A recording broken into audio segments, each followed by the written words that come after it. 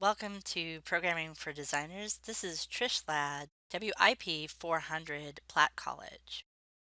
So today we're going to discuss what is PHP. So PHP stands for PHP, Hypertext Preprocessor, which used to stand for Personal Homepage Tools. It is very similar to C, which is pretty much the mother of all modern languages, but it is forgiving and easy to learn. It plays well with others because it is an official module of the Apache web server. It has built-in support for MySQL and is typically part of the LAMP stack.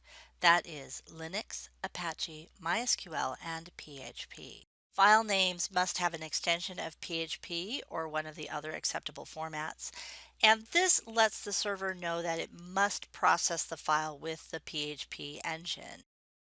Best of all, it's free.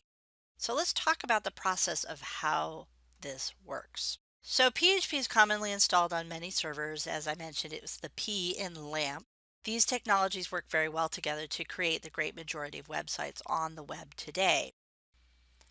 When a browser goes to a web address such as http://programming.trishlad.com, it accesses the server where the site is located and then requests a specific file. In the case of a home page such as seen here, index.php. The server with Apache then accesses that file. When a file with a PHP extension is requested, Apache tells it to send the file to the PHP engine. The PHP engine then interprets and compiles the code. This is server-side scripting, and it all gets done before the page is even sent to the browser. The browser then renders it as if it were a static page because by the time it gets there, everything that it has needed to be a complete page has been done. All the processing to make this page has been completed. Then all of your client-side languages like JavaScript take over and enhance your real-time interaction. So server-side scripting, what is it? As I just mentioned, it happens before the page is sent to the browser. It's invisible to the user because all of those things take place on the server before any data is sent to the web browser. And that means any updates driven by PHP needs the server to process it, which means a refresh of the page. And there are ways that we can avoid this, like the use of AJAX. It allows for connections to databases to generate rich content and render the right content at the right time. And it also allows for scaling websites without a large expense of time and money by developers. So what do we mean by scalable websites? Scalability is the ability of a program to scale. For example, if you can do something with a small database, say less than 1,000 records, a program that is highly scalable would work well on a small set as well as work well on a large set, say millions or billions of records. It means working smarter, not harder, which is why I love programming. Oftentimes we take data from a database and import it into pre-built templated pages. WordPress is an excellent example of this. The database allows us to import infinite content utilizing a template over and over again. What makes it a different page is its content. And in this class, we'll be showing you how to make these kinds of sites from scratch. So there are a number of different types of dynamic scalable sites. Content management systems like WordPress is one. E-commerce sites, anything that basically gets data from a database, puts that data into a page, and renders it out. It could have a small amount of content or a large amount of content. The system doesn't care because all it's going to do is go to the data, get the data it needs, bring it back, and output it to the page. That's it. So how does PHP know what to do when we put PHP code inside of these tags? That specifically tells the PHP engine what parts of the page to process. You can escape in and out of HTML with the PHP tags. You can even write PHP tags to pass values to JavaScript.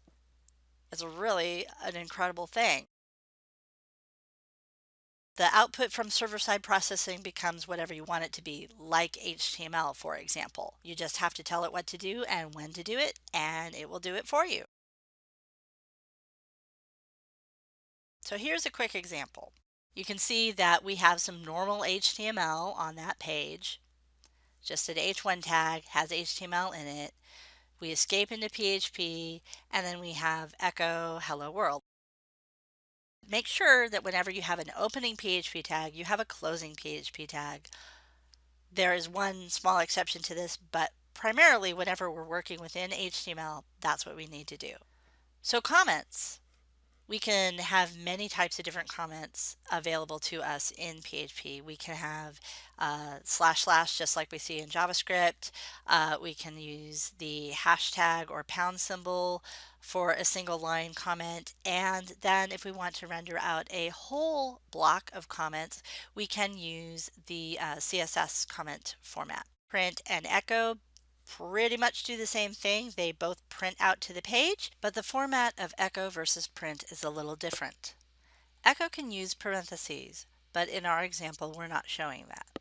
If you use parentheses, you can output more than one value using a comma to separate those values. Print, on the other hand, needs to have the parentheses, but can only print one value at a time.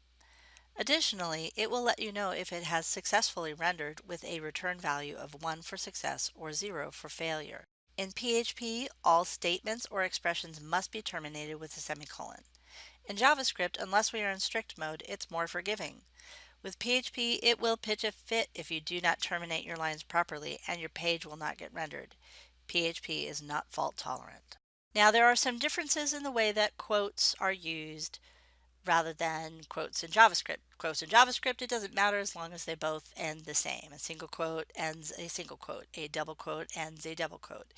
In PHP, it's different because the double quotes allow for interpolation. That is the interpreting or parsing of variables inside of the double quotes. If you are familiar with JavaScript, you will note that JS does not interpret values. You have to concatenate them. In PHP, you have the option of concatenation or interpolation.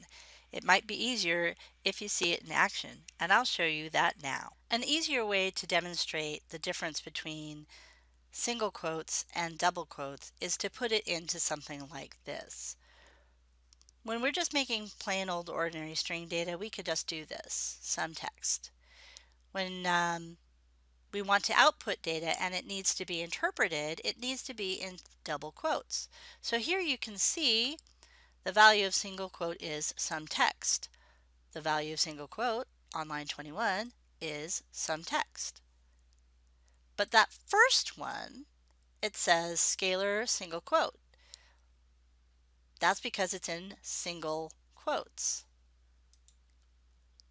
This right here is being rendered out as literally scalar single quote. Those are its characters. So whenever you put something inside of a single string, that's what it does. This is the character. This is the character. This is the character. When you put it inside of a double quote, then it goes to find that variable's value and inserts that value in there instead. It interprets the value.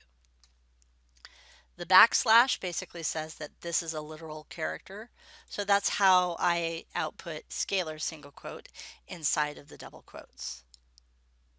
I hope that makes it easier to understand. If you have any questions, feel free to let me know. So let's check on what we've learned so far.